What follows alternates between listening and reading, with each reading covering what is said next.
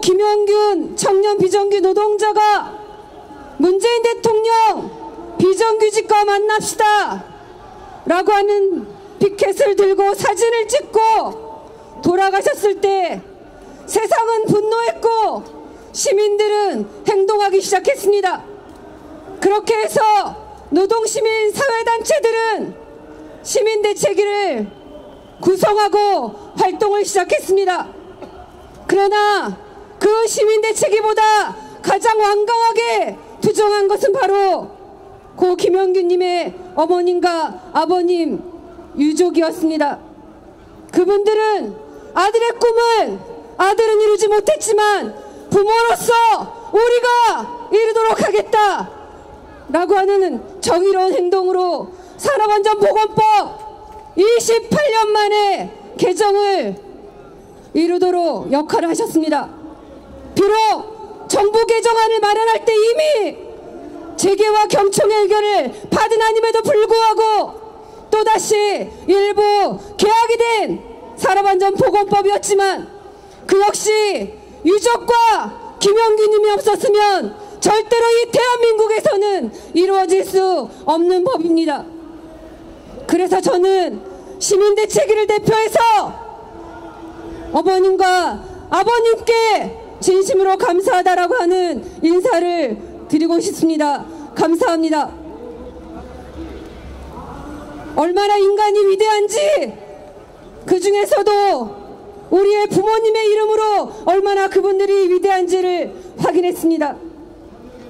전태일 열사가 청계천에서 1970년 근로기준법을 준수하라 우리는 기계가 아니다 라고 분신했고 그래서 세상은 노동조와 근로기준법이라고 하는 것들을 세상에 드러냈습니다.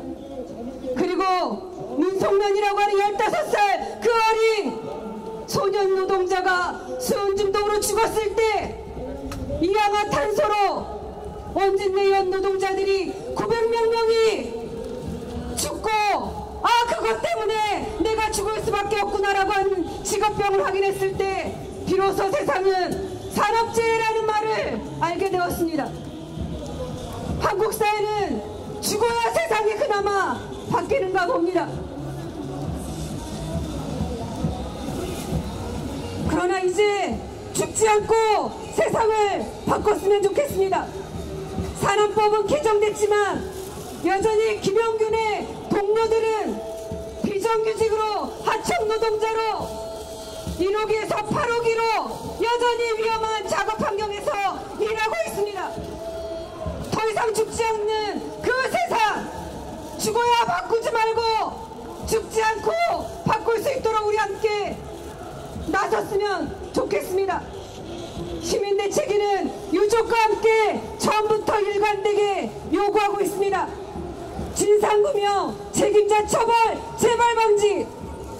진상규명이 가장 중요합니다. 그런데 진상을 규명하기 위한 특별근로감독에 여전히 상급단체와 시민대책위가 추천하는 전문가들은 함께하고 있지 못합니다. 거기에서 나오는 그 진상이 제대로 된 진상인지 저희는 믿을 수 없습니다. 지금이라도 특별근로감독 진상규명이 제대로 되도록 시민대책위와 상급단체가 요구하는 것들이 받아들여져서 제대로 된 진상규명이 되는 것이 바로 그 시작이라고 생각합니다. 또 하나 9호기 10호기만이 아니라 1호기부터 8호기까지 즉각적인 작업이 중단되어야 됩니다.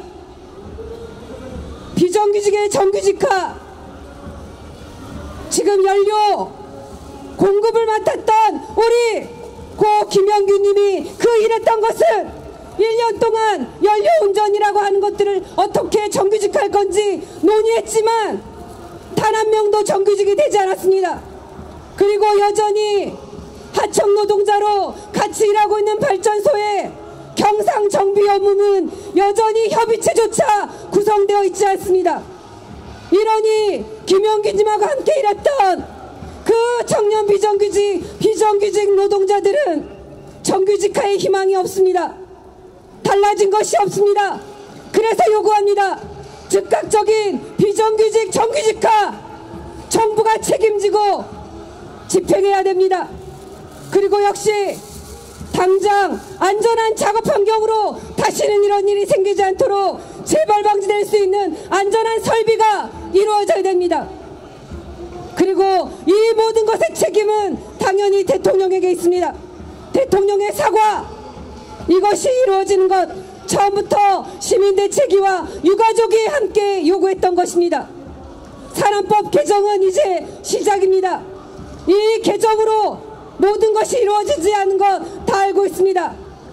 여전히 개선되어야 되고 바뀐 산안법으로 세상이, 노동의 현실이 바뀔 수 있는지 점검되고 확인되고 감독되어야 됩니다. 저는 지난주 청와대 앞에서 문재인 대통령에게 물었습니다. 문재인 대통령, 지금 심정이 어떠십니까? 안전 때문에 눈물 짓는 국민이 단 한 명도 없겠다고 이야기했는데 눈물이 아니라 죽게 되었고, 그 죽음 앞에서 당신의 심정은 무엇이냐고 물었습니다. 산안법 개정할 때 조국 수석을 운영에 출석시키면서 개정하라고 이야기했다고 언론을 통해서 들었습니다.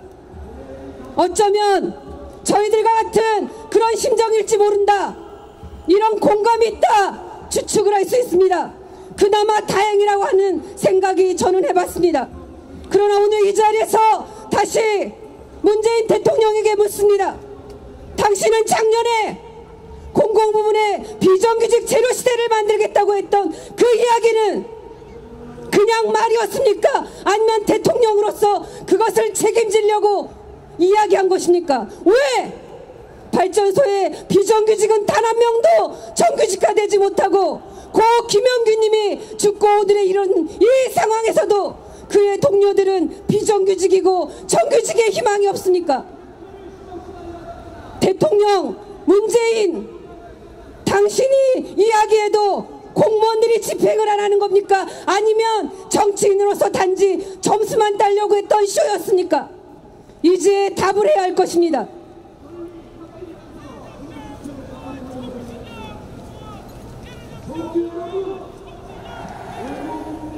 더 이상 죽을 수 없습니다. 비정규직은 철폐되어야 됩니다.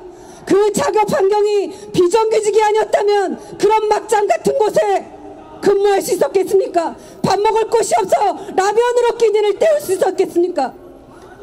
센서가 작동되지 않아 사람이 끼어도 계속 돌아가는 컨베이어, 사람이 끼어도 멈출 동료가 없는 혼자 근무하는 환경, 과연 그것이 정규직이었으면 여전히 그런 환경이었겠습니까? 비정규직은 철폐되어야 됩니다. 우리가 해야 합니다. 발전소에 있는 비정규직 노동자, 공공수노조, 민주노총, 우리가 투쟁해야 합니다. 또한 비정규직뿐만 아닙니다. 유성의 동지들이 얼마 전에 퇴사한 동지가 사망했다는 비보를 들었습니다. 8년째 민주노조를 지키기 위해서, 자신의 자존심을 지키기 위해서 싸우는 동지들이 있습니다. 408일 넘어 413일 굴뚝에서 싸우는 동지들도 있습니다. 노동자들이 더 이상 추위와 배고픔과 죽음에 이르는 고통을 당하지 않도록 우리 함께 싸웠으면 좋겠습니다. 노동조합이 투쟁해야 합니다. 그리고 시민대책위와 시민들께도 역시 호소드리고 싶습니다. 세상이 잠깐 싸운다고 잠깐 행동해서 바뀌는 것 얼마 없다는 거 우리는 경험했습니다. 박근혜 정권 몰아내는데도 2016 겨울, 2017년 봄까지 싸워야 됐습니다. 하물며 비정규직을 사용해서 떵떵거리고 사는 이 재벌 세상을 바꾸는데 잠깐의 투쟁으로는 세상이 바뀌지 않을 거라고 생각합니다. 민주노총이 노동자가 싸우겠습니다. 시민들도 함께 해주십시오. 시민대책위도 같이 해주십시오. 그래야 세상이 바뀔 수 있습니다. 그것만이 청년 비정규 고 김영규님이 영원히 사는 길이고, 어머님 아버님께서 이 혹한의 날씨에 슬픔을 묻고 함께 행동하는 그 아름다운 투쟁에 조금이나마 보답하는 길이라고 생각합니다. 다시 한번 감사드리면서 완강하게 싸웁시다. 비정규직 철폐합시다. 투쟁 감사합니다.